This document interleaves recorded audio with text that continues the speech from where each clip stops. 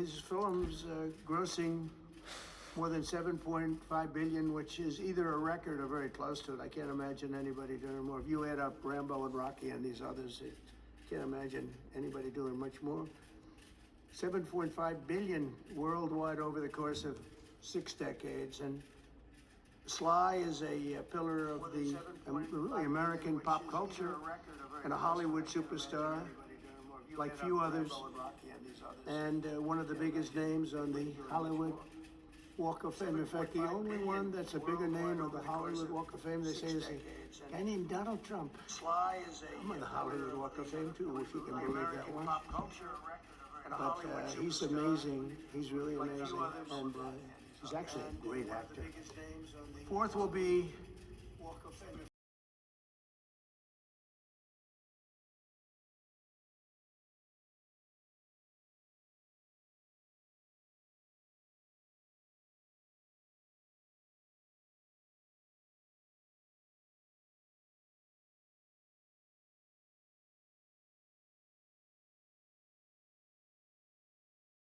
Recording, and her song was inducted into the National Recording Registry in 2016. 4 decades later, Gloria won a second Grammy in 2020 for her gospel album Testimony, which is incredible. Truly a historic achievement, not only in terms of the years that have gone by to be great that long, but to have the two top of anything in that span of time, and with that kind of period between, is pretty amazing. But I will say that I Will Survive is an unbelievable song. I've heard it, you know, like everyone else here, thousands of times. And it's one of those few that get better every time you hear it. And nobody can sing it like her.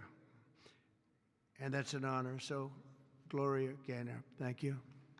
Thank you very much. And finally, we'll be honoring one of the greatest rock bands of all time, Kiss.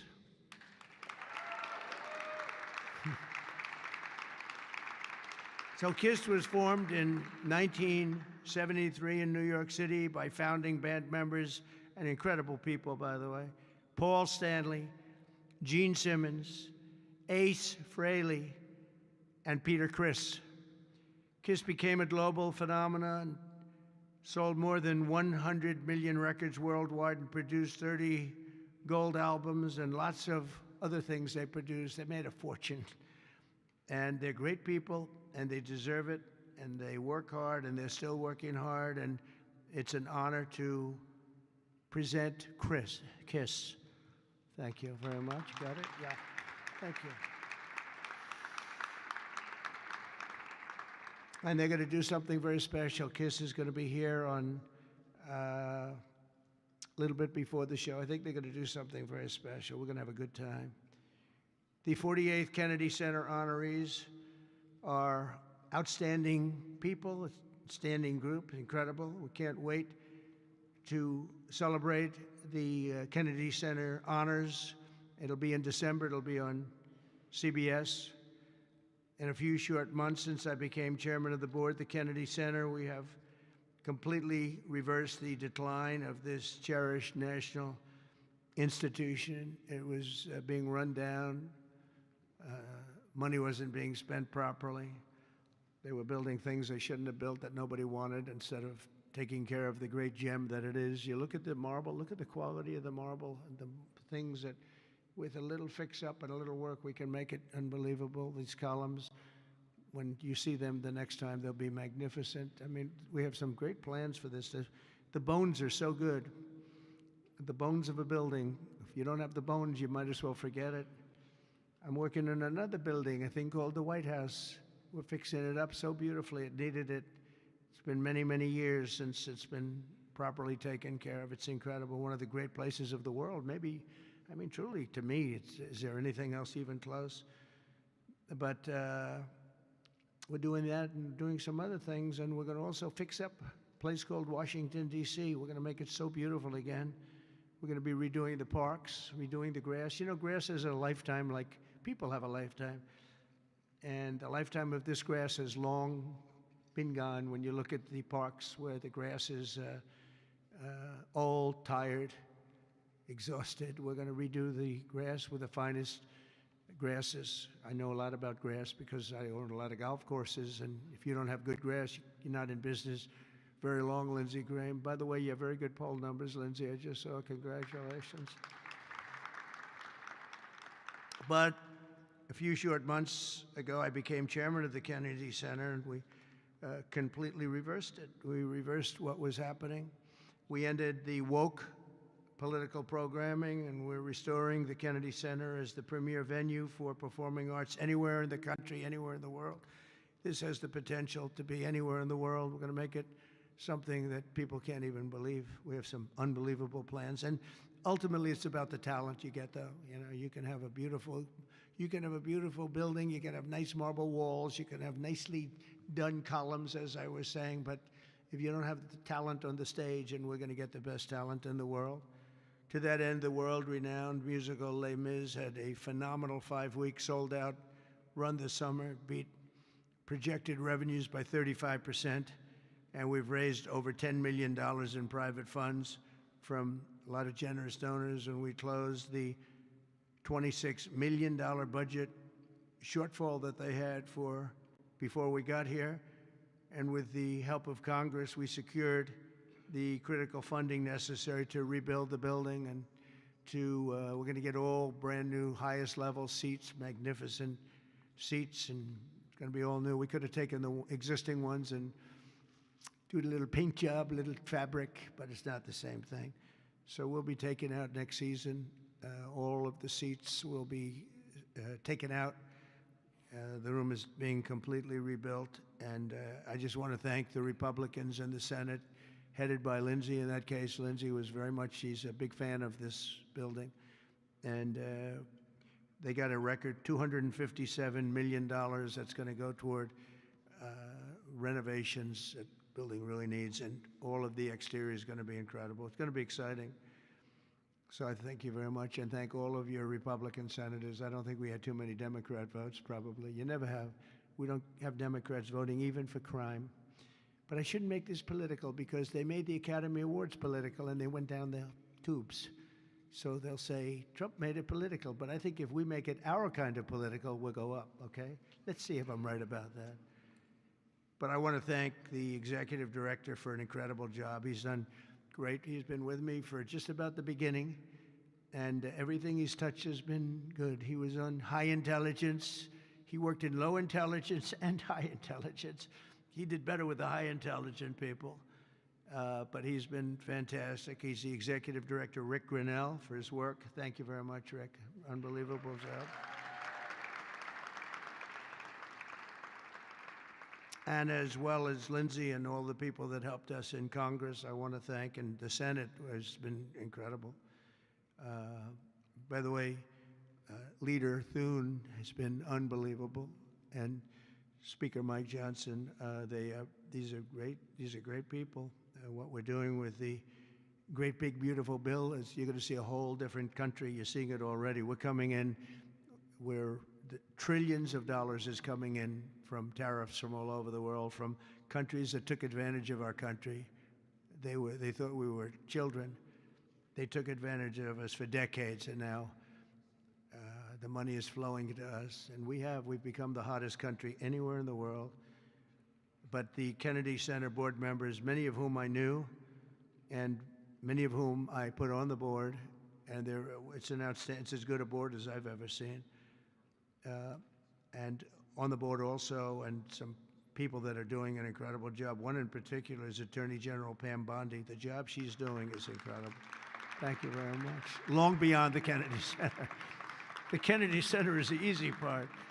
She's incredible, and you're going to see a big change in Washington crime stats very soon. Not the stats that they gave, because they turned out to be a total fraud. The real stats, the stats went through the roof. You know, they had a man that was forced to put up stats like they were doing better. They're not doing better. Crime is the worst it's ever been, but it started as of about yesterday. You see a big change, and people are feeling safe already. I've had so many calls, thank you, sir, thank you. They were afraid to walk out. They're not afraid anymore. And this will be like the border. We started off with millions and millions of people coming in from all over the world, gang members and people from jails. They were unloading their jails into our country. All over the world they were coming, drug dealers. They came from Africa, they came from Asia, they came from South America, Venezuela in particular. They were coming in, Trinidad, and the toughest people you've ever seen. And by the millions. And for the last 3 months, we had 0, 0, and 0. We had 0 people come in for 3 months. They respect our country again. That's the other thing. All over the world, our country is respected again. So I also want to thank the Chief of Staff, Susie Wiles, who's fantastic. She's done an incredible job. And Sergio Gore for the job he's done with personnel. Thank you very much, Sergio. Fantastic. In the coming months, we'll fully renovate the dated and the infrastructure of the building and make the Kennedy Center a crown jewel of American arts and culture once again. I think we'll bring it to a higher level than it ever hit. Actually, it hit a certain level, but we're going to bring it to a higher level than it ever hit. We have the right location, and soon we will be a crime-free area. This is going to be a crime-free area, by the way. You'll be able to go out. People tell me they can't run anymore. They're just afraid. And they'll be running again. We're going to have a crime-free. It's a big statement because if one thing happens all year, Pam, you better be good because they'll say Trump did not fulfill his. One person gets a little injured by somebody, they'll say Trump did not fulfill his promise. No, we're going to be essentially crime-free. This is going to be a beacon, and it's going to also serve as an example of what can be done. We have to get rid of this cashless bail nonsense. If you look at New York, Chicago, Los Angeles, which is so badly run. Los Angeles, they can't get the houses. They can't get the people their permits to build their houses. They're trying to rebuild their houses from the ridiculous fire that should have never allowed to have taken place. They should have had the water coming down from the Pacific Northwest, but they didn't do that. But they can't get the permits for the people that want to build their houses. But I want to thank Lee Zeldin because the federal government has gotten all of their permits, which are much more difficult permits actually, and had them literally within 30 days after the fire. Everybody had their permit. But you don't have the city and state permits. They got to get going. The governor and the mayor have to get going. It will just be a matter of time that we're going to do something that's going to be incredible. We're going to use the Kennedy Center as a big focus of it, and that's the 250th anniversary celebration that we're having. So it's 250 years. So we have the Olympics, we have the World Cup, and we have the 250th anniversary celebration, all in this administration, and it's an honor that we were able to not be allowed to do what we were illegally and what we were supposed to do, and that was we had a great election in 2020. We won the election by a lot, but it was a rigged election, and we had to wait 4 years, and we waited 4 years, and it's interesting because I got the Olympics and I got the World Cup. I can't claim that I got the 250th. That one's a big one, but I happen to be here. But I got the Olympics, I got the World Cup, and I said the shame of it is that I'm not going to be president when it happens. And lo and behold, look what happens. We have some bad things took place, and now I'm going to be president for the Olympics. I'll be president for the World Cup, and the 250th is going to be maybe more exciting than both. It's a great celebration of our country. We're going to be using this building for a lot of the celebration having to do with 250 years. But as I said earlier, I'm determined to make Washington, D.C. safe, clean, and beautiful again. It's going to take place very rapidly. Be prepared. And a big part of that's going to include the Kennedy Center. So thank you very much, and I want to thank everybody for helping us. This is mostly the group right here they're young, they're smart, they're ambitious, they want my job. Someday one of them will probably have it. But we have a great group of people that are putting this together, and they're also helping us with Washington, D.C. We're going to make Washington beautiful. We're going to redo roads. We're going to redo the medians, the pavers, and the medians all throughout the city. We're going to take all the graffiti off. We're going to have to remove the tents and the people that are living in our parks. We're going to be redoing the parks, the grasses and all. We're going to be going to Congress for a relatively small amount of money, and Lindsey and the Republicans are going to be approving it. I don't know about the Democrats. They don't approve anything. It's amazing. It's like they just don't want to vote for anything. They've got the yips. You know, in golf they say the yips. The Democrats are afraid to do anything because they don't want to be criticized. But fighting crime is a good thing. We have to explain. We're going to fight crime. That's a good thing. Already they're saying, he's a dictator. The place is going to hell, and we've got to stop it. So instead of saying he's a dictator, they should say, we're going to join him and make Washington safe. But they say, he's a dictator. And then they end up getting mugged, and but the stats are very bad. But we're going to, I think we'll actually get Democrat support. I really believe they can't do this one too. It's, they talk about 80-20 issues, but I think many of those 80-20 issues, like men and women's sports, I think it's 97-3, not 80-20, and I think crime is maybe 100-0. So I think we may get very well some Democrat support, but I hope so. But even if we don't, we have the majority, so we're going to vote it in as Republicans, and we're going to do something, and that's going to serve as a beacon for New York, Chicago, Los Angeles, and other places all over the country. Our whole country is going to be so different and so great.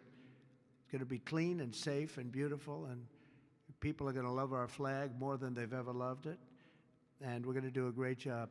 So I want to congratulate all the nominees. They're unbelievable people, and we're going to have a tremendous day in December, and that evening is going to be special, some really special people and real talent. Do you have any questions?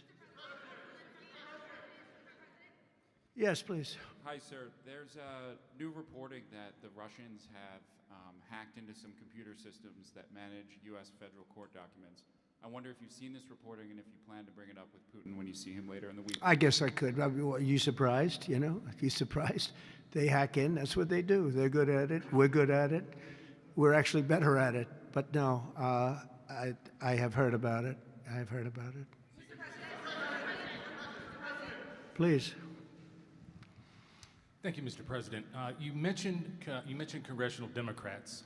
You have not yet met with Democratic leadership, but there's a funding deadline at the end of September. Do you plan to meet with Leader Schumer and Leader Jeffries to discuss that situation? Well, I will, I guess, but it's almost a waste of time to meet because they never approve anything. If we want money to fight crime, if we want money to do only good things, just good things. Let's not even talk about controversial. They don't want to meet about anything. They really are. They're stuck. They don't know what to do. They have probably more, I would say more than half are sane, but they are led by insane people. And the kind of things that they're pushing are not something. We have a communist running for the mayor of New York, and I wish him well. I may have to deal with him. I mean, it's not even conceivable. It's not even conceivable that could happen. And maybe he won't win, but he won the primaries by quite a bit. Shockingly, he won the primaries. So, and you see some of the people supporting him that truly don't believe what he's espousing. So, I mean, we will meet, but nothing's going to come out of the meeting. But here's the advantage we have is that we just passed a great, big, beautiful bill that had all the biggest tax cuts in history. No tax on tips, no tax on Social Security. Think of it. Think of that for the seniors. No tax on overtime. And all sorts of things. You go out, buy a car, you can deduct the interest payment. If you borrow money, you can deduct the interest payment from your taxes. So many things, but the biggest thing is, from a business standpoint, deductions. That was tremendous. It's going to, our country is roaring. Our businesses are. You're going to see some numbers in 12 months when these factories are open. We're opening up factories all over the world, all over the country. But that's all spreading to. I think we're spreading the wealth all over the world, if you want to know the truth. But we're opening them in this country at a level that we've never seen before. We've never seen. So they just don't want to prove anything. They just, we meet with them and they say, As Nancy Reagan said, just say no. They go, oh, just say no. They're afraid to approve anything. If we say we want to stop crime in this country, or as an example, bail, we want to make it so that people, if they murder somebody, they're in jail. They don't get out on no bail. They say, we don't want that. We want people to murder somebody and they immediately are released and they go out and murder somebody else. It's a big problem, a tremendous problem. By the way, we're going to go for statutes in D.C. and then ultimately for the rest of the country where that's not going to be allowed. Because it was when they did the cashless bail thing that the numbers really started going up.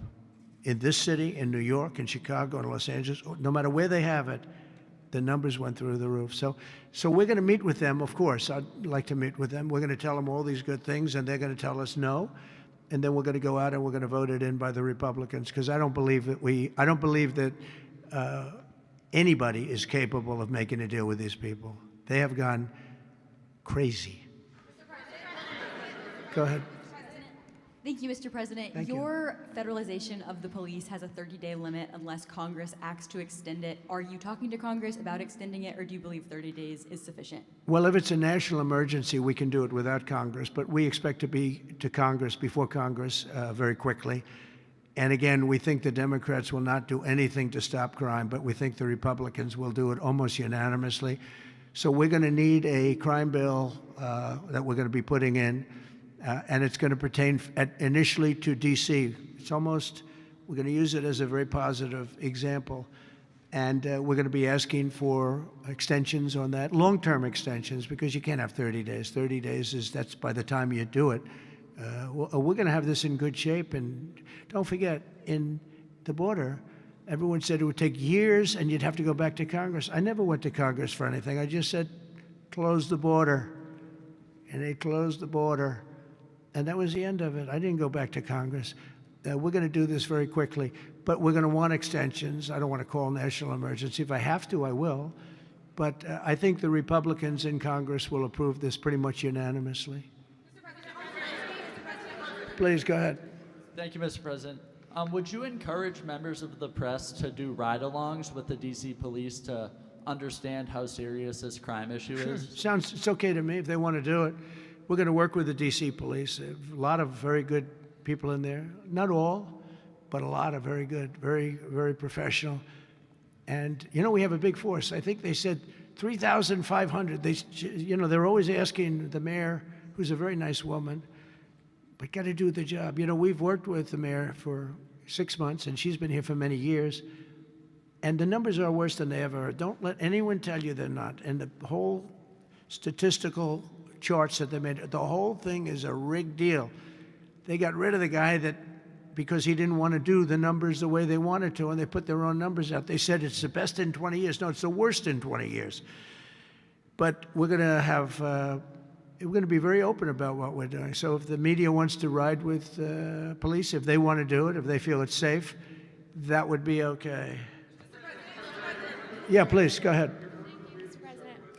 Thank you, Mr. President. Mary Margaret with Daily Wire. 2 questions on D.C., if that's okay. How do you feel about Mayor Bowser's level of cooperation and her choosing to advocate for D.C. statehood right now? And Well, the statehood, let me do that one first. Statehood is ridiculous. We want to straighten the place out.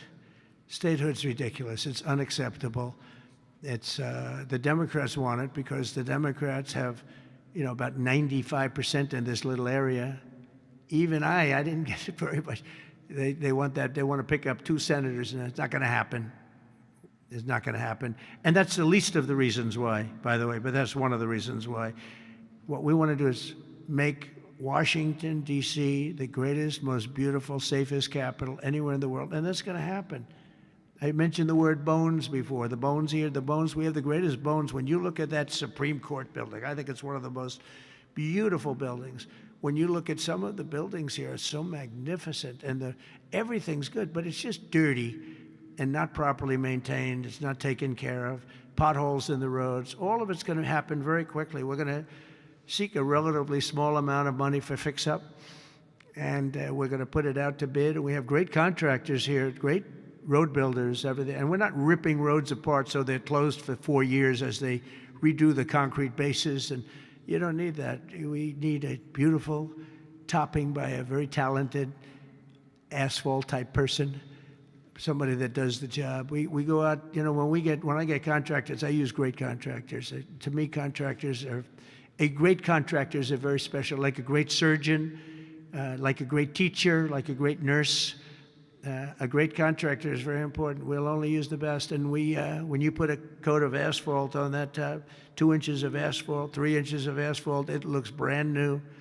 You take all the garbage off. They reseed it, as we call it, or different names, but they take the bad stuff off and they put the good stuff down. It takes not a long period of time.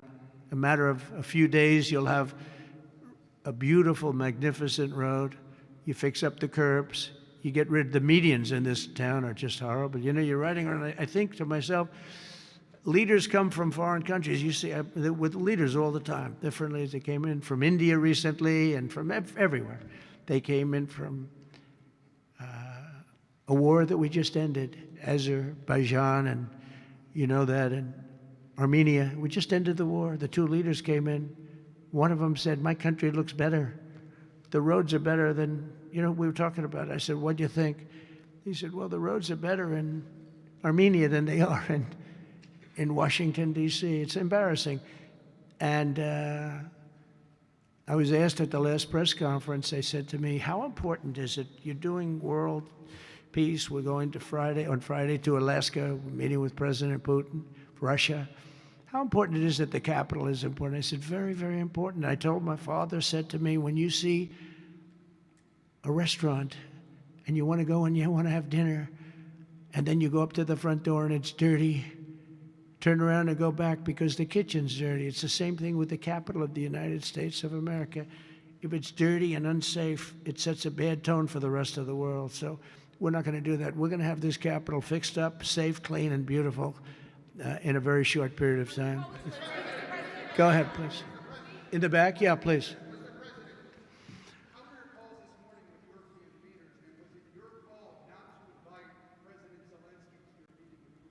No, just the opposite. No. We had a very good call. He was on the call. President Zelensky was on the call. I would rate it a 10, you know, very, very friendly. I know the leaders because I was at NATO, as you know. I took it from 2% to 5%, 2% that wasn't paid, 5% that is paid, which is trillions of dollars in defense capability. No, it was always going to be, I was going to meet with President Putin, and then after that, I'm going to call the leaders and President Zelensky. I'm going to call President Zelensky, and then I'll call, probably in that order, the leaders. There's a very good chance that we're going to have a second meeting, which will be more productive than the first, because the first is I'm going to find out where we are and what we're doing. Again, this is Biden's war. This isn't my war. He got us into this thing, and it should have never happened. This war would have never happened if I were president. But it is what it is, and I'm here to fix it, and I'm here to stop 6,000, 7,000 people last week. 7,213 people last week were killed, mostly soldiers. But missiles being lobbed into towns don't exactly help either, but mostly soldiers. And Ukrainian and Russian. They're not American soldiers, but you know, if we can save a lot of lives, it would be a great thing. I've stopped 5 wars in the last 6 months, and on top of that, we wiped out the nuclear capability of Iran, obliterated it. It's turned out to be a correct word, by the way, because you know some of the press said, well, maybe it wasn't obliteration. It was obliteration, and we're going to meet with. I would say the second meeting, if the first one goes okay, we'll have a quick second one. I would like to do it almost immediately, and we'll have a quick second meeting between President Putin and President Zelensky and myself, if they'd like to have me there. And that would be a meeting where maybe it could be absolutely work. But the first meeting will not work that out. Certain great things can be gained in the first. It's going to be a very important meeting, but it's setting the table for the second meeting. I think the second meeting, if the second meeting takes place, now there may be no second meeting, because if I feel that it's not appropriate to have it because I didn't get the answers that we have to have, then we're not going to have a second meeting. Thank you, sir. Thank you, sir. I didn't ask you. Go ahead, please, address. I just just wanted to ask you, thank you, Mr. President, how involved were you in the selection process of these honorees? I would say I was about 98% involved. No, they all went through me. They came over, Rick and Sergio and everybody. They said, I turned down plenty. They were too woke. I had a couple of wokesters. No, we have great people. This is very different than it used to be. Very different. These are great people, and they're not. I don't have any idea the Republican, because I want people that. The Kennedy Center has everything. Look at the Academy Awards. It gets lousy ratings now. It's all woke. All they do is talk about how much they hate Trump. But nobody likes that. They don't watch anymore. That used to have 45 million people watching. I remember The Apprentice, first season. The Apprentice had 42 million people. The Academy Awards had 41 million people.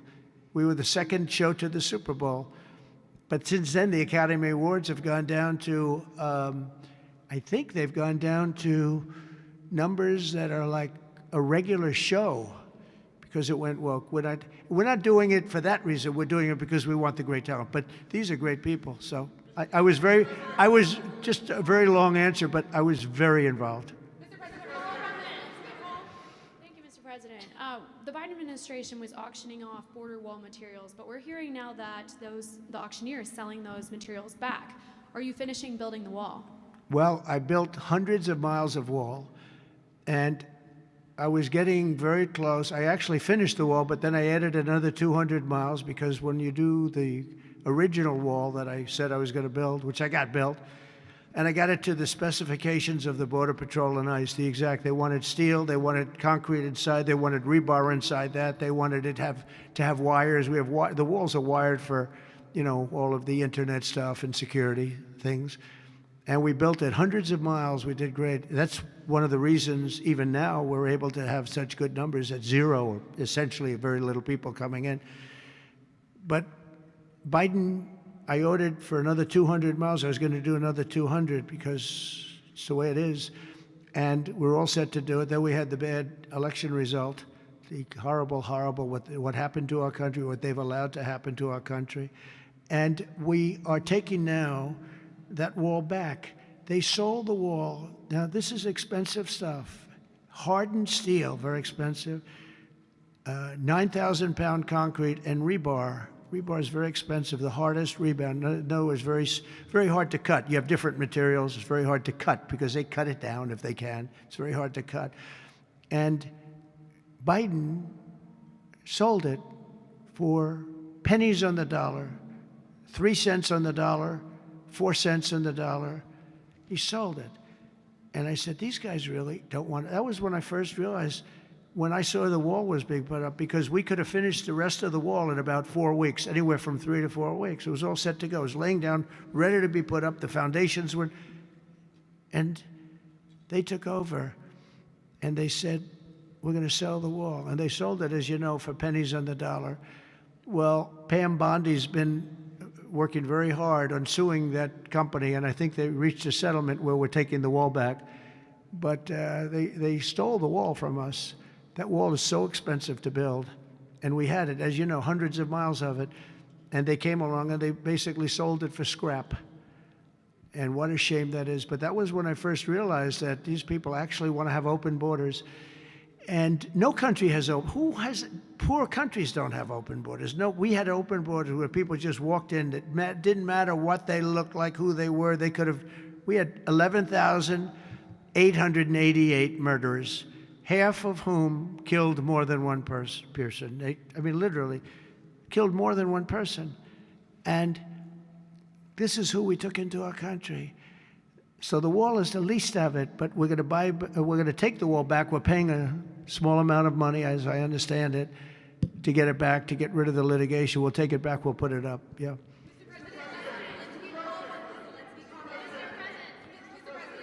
Go ahead in the back, please. I want to take it back to the Kennedy Center, if I can, just for a second, Mr. President. Sure. From what I understand, the Les Mis show exceeded everyone's expectations. Attendance, revenue, across the board. Great. Do you anticipate future shows to basically do the same? I like that guy. Now that's called a question, okay? And he's a great reporter, actually. Thank you very much. I appreciate it.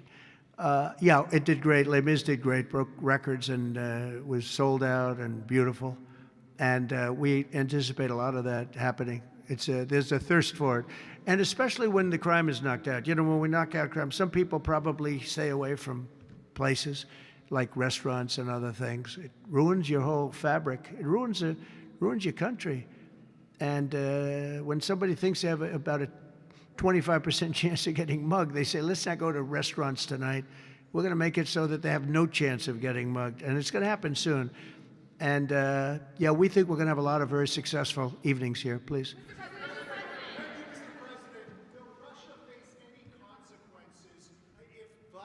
Does not agree to stop the war after your meeting on Friday?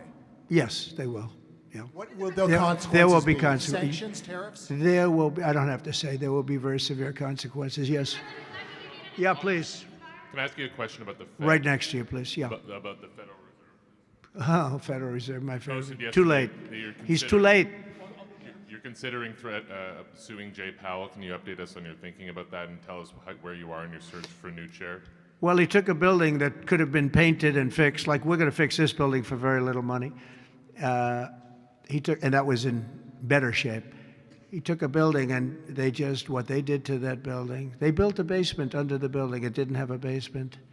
This is simple to understand. The building is right next to a thing called the Potomac River, the beautiful Potomac River. That means lots of water. And the water is right under the building.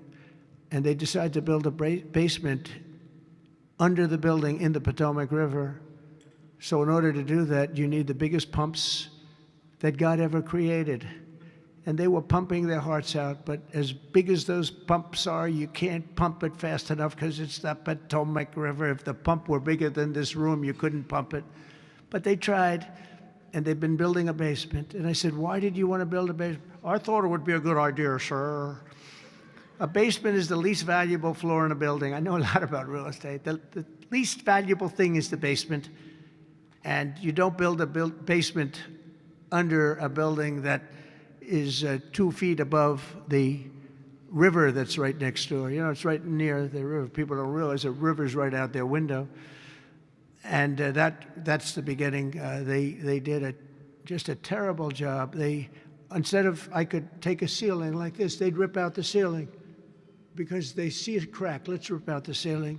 And I would fix the crack, and I would paint the ceiling. And under the ceiling, they put the most incredible protective material. They go out by 3/4 inch, brand new, gorgeous 3/4 inch plywood and sheetrock, hardened sheetrock. And they had it all over the building. So if a little piece of flake came down, but the problem is when they took the ceiling down and it would hit, they spent millions of dollars on protective material that you didn't have to spend anything. He could have done that job for $25 million, and they spent $3.1 billion. He said 2.7, but it's really 3.1. They just don't want to include one of the buildings in the deal. But it's going to be much more than that. And I think he'll be long gone by the time it finishes because they've got a long way to go. And then I hear they want to hire 3,000 economists. What are they going to do? And he got it all wrong. He's too late. We call him Jerome Too Late Powell. It will live with him forever. I believe that name will live with him forever, along with the name Pocahontas and some of the others. He worked closely with Pocahontas, by the way. She's another beauty. But we have a real problem there. They're way over budget, and they did a job that shouldn't have been done. It was unnecessary to be done. Instead of, I could have gotten the greatest wallpaper anywhere in the world from the finest stores in the world. I could have fixed up a wall a little bit. It would have taken about 2 hours, and covered it with the most magnificent silk and most magnificent paper for thousands of dollars as opposed to tens of millions of dollars. What a shame it is that they did. But they would take down areas of the building that shouldn't have been taken down. They could have literally been painted, and they didn't do that. So they've got a long way to go. And I think it's just grossly incompetent, but not quite as incompetent as his decision not to do interest rates, take down interest rates, because just like they shouldn't have taken down a ceiling, they should take down interest rates. Every point costs us $360 billion a year. Think of that, $360 billion for 1 point. And we should be down at 1% because we're the leader of the world. We were always the lowest interest rate until like a certain time ago, decade, couple. But we were always, because we were the United States of America. So even if the country was run badly, we were considered like to be super prime. And now he's got us in a bad place. So we're paying $360 billion a year for each point.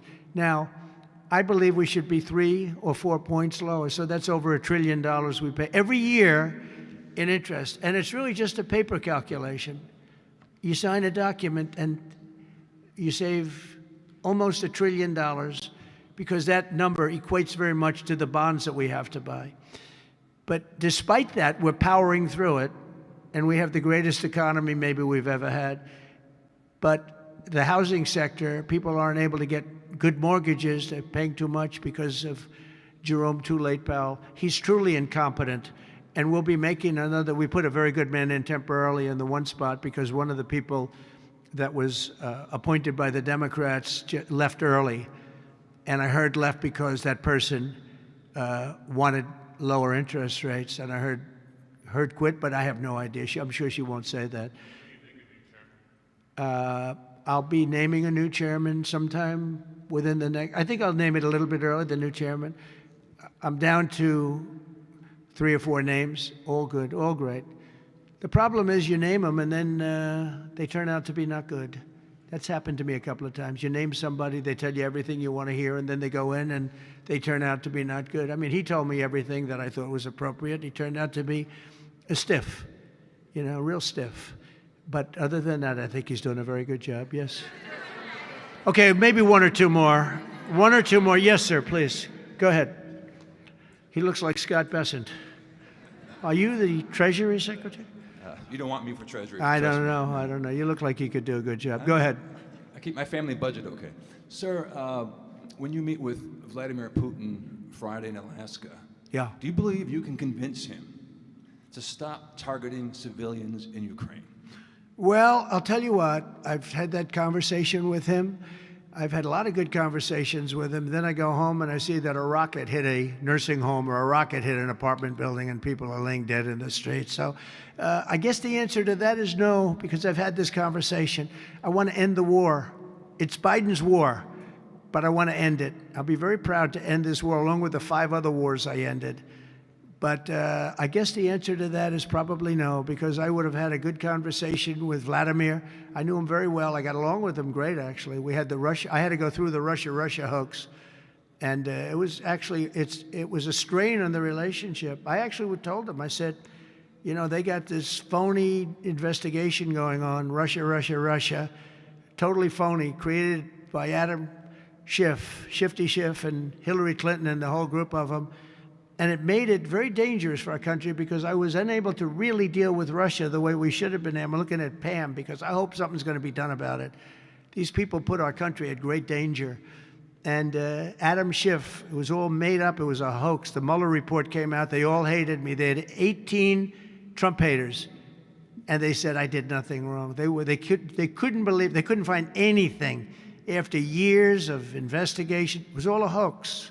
It was a hoax created by the Democrats, but in particular Schiff and Crooked Hillary, the whole group. And now we've learned all the stuff that's come out over the last 2 months is incredible through intelligence. And hopefully something's going to happen with it. These are people that put our country in danger, in real danger. I want to thank you all very much. Thank you very much. Thank you.